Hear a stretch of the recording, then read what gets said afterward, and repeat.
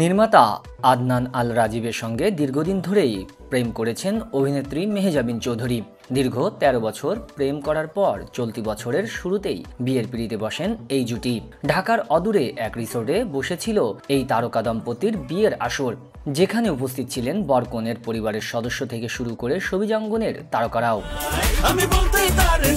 মেহজাবিন রাজীবের প্রেমের কথা ইন্ডাস্ট্রির কারোরই অজানা ছিল না, এমনকি দুই পরিবারের মানুষও জানতেন তাদের সম্পর্কের বিষয়ে, যে কারণে এই তারকা জুটির বিয়েটাও হয়েছিল ধুমধাম করে বড় আয়োজনে।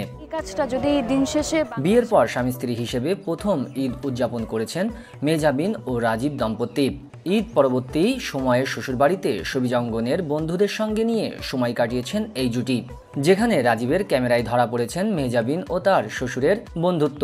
অভিনেত্রী সাবিলা নূরের খুনসুটি, নির্মাতা আশফাক নিপুণ ও তার স্ত্রী এলিটা করিমের দারুণ কিছু মুহূর্ত। বিশেষ করে মেহজাবিনের সঙ্গে তার শ্বশুরের হাসি মুখের একটি ছবি নেটিজনরা ভালোবাসায় ভরিয়েছেন, যেই ছবির ক্যাপশনে রাজীব লিখেছেন বউ শ্বশুরের বন্ধুত্ব। এদিন লাল শাড়িতে দেখা মিলেছে মেহজাবিনের, স্বামীর ক্যামেরায় একের পর এক ক্লিকে ধরা দিয়েছেন তিনি। তার সঙ্গে সাদা শাড়িতে দেখা মিলেছে সাবিলা নূরের। রাজীবদের বাড়িতে স্বামীকে নিয়ে হাজির হয়েছিলেন এই অভিনেত্রী।